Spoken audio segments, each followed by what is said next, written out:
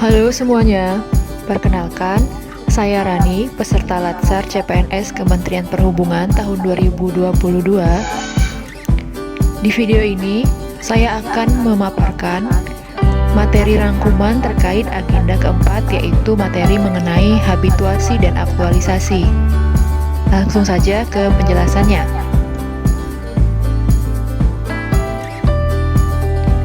Pada rangkuman agenda keempat ini, saya akan membahas 3 pokok bahasan yang penting.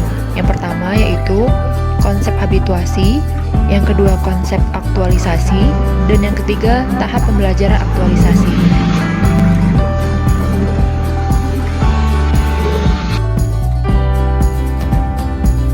Pertama yaitu konsep habituasi.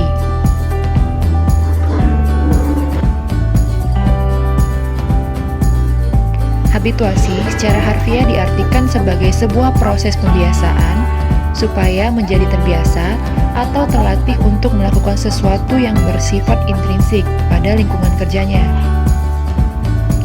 Peserta pelatihan dasar calon PNS dalam pembelajaran agenda habituasi difasilitasi untuk menghasilkan suatu penciptaan situasi dan kondisi tertentu yang memungkinkan peserta melakukan proses pembiasaan untuk berperilaku sesuai kriteria tertentu. Nah, indikator keberhasilan pembelajaran agenda habituasi adalah teridentifikasinya suatu kondisi nyata yang terjadi di dalam lingkungan kerja dan secara spesifik terkait dengan tuntutan pelaksanaan tugas jabatannya sebagai suatu isu yang muncul dan harus dipecahkan.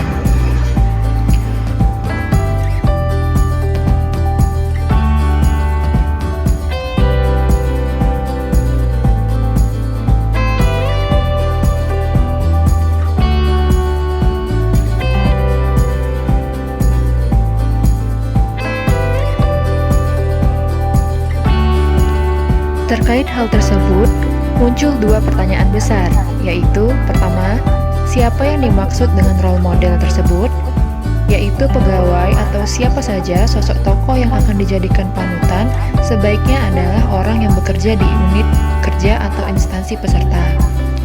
Pertanyaan selanjutnya adalah, apa yang akan ditiru?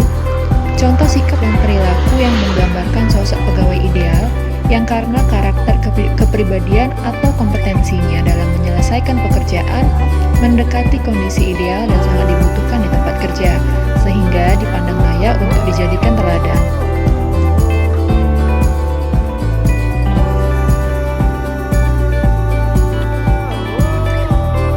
Materi selanjutnya yaitu konsep aktualisasi.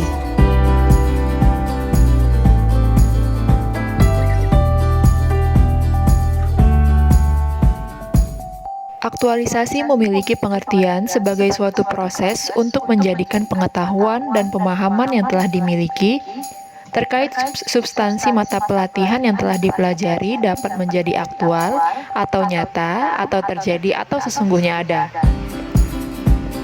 Proses yang perlu dilakukan berdasarkan pengertian aktualisasi dalam suatu proses pembelajaran atau pelatihan adalah bentuk kemampuan peserta dalam menerjemahkan teori ke dalam praktik, mengubah konsep menjadi konstruk, menjadikan gagasan sebagai kegiatan atau realita, memperhatikan tuntutan pembelajaran yang telah dipelajari.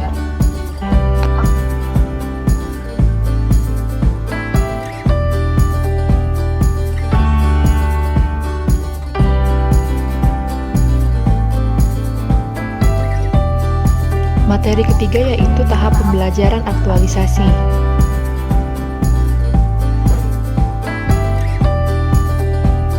Dalam kegiatan aktualisasi, aktivitas mendasar yang perlu dilakukan yaitu melakukan pendalaman terhadap core isu yang dipilih, melakukan penerapan terhadap usulan-usulan inisiatif, melakukan analisis terhadap dampak hasil inisiatif dan menjaga keberlangsungan inisiatif yang telah dilakukan.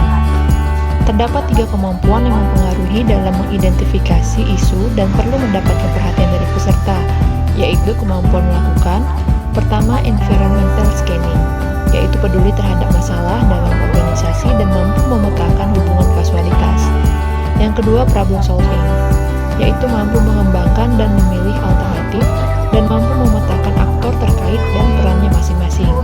Dan yang ketiga analisis, yaitu mampu berpikir konseptual, mampu mengidentifikasi implikasi atau dampak atau manfaat dari sebuah pilihan kebijakan atau program atau kegiatan atau tahapan kegiatan. Dalam kegiatan aktualisasi, aktivitas mendasar yang perlu dilakukan yaitu melakukan pendalaman terhadap core isu yang dipilih, melakukan penerapan terhadap usulan-usulan inisiatif, melakukan analisis terhadap dampak hasil inisiatif dan menjaga keberlangsungan inisiatif yang telah dilakukan. Terdapat 3 kemampuan yang mempengaruhi dalam mengidentifikasi.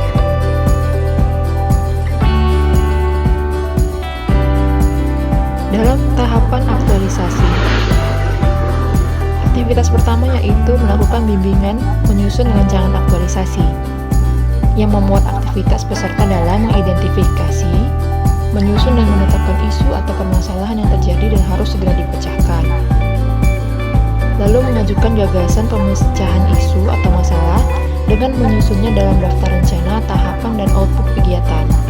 Mendeskripsikan keterkaitan antara isu dan kegiatan yang diusulkan dengan substansi perspektif mata pelatihan manajemen ASN, pelayanan publik, whole of government, secara terpisah atau keseluruhan mata pelatihan, baik secara langsung ataupun tidak langsung.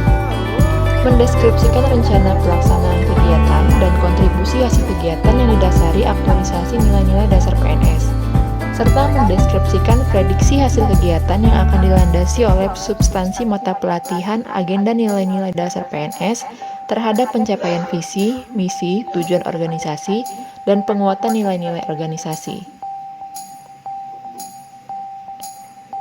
Setelah rancangan aktualisasi rampung, peserta dituntut untuk mempresentasikan rancangan aktualisasi tersebut dalam suatu forum seminar. Tujuan presentasi ini adalah untuk mendapatkan masukan agar rancangan aktualisasi tersebut layak dan logis dapat diterapkan. Setelah rancangan aktualisasi ini disetujui, lalu peserta melakukan pelaksanaan aktualisasi dan selanjutnya dilakukan seminar pelaksanaan aktualisasi. Setelah rangkaian aktualisasi dilakukan, diharapkan setiap peserta dapat menjadi PNS profesional dengan menanamkan nilai-nilai dari setiap mata pelatihan untuk mengembangkan diri.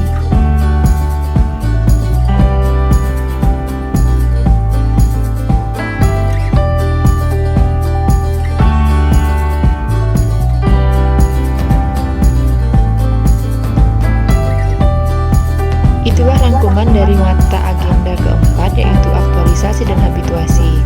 Semoga rekan-rekan calon PNS yang sedang melakukan rancangan aktualisasi dapat diberikan kemudahan dan kelancaran. Semoga sukses dan terima kasih.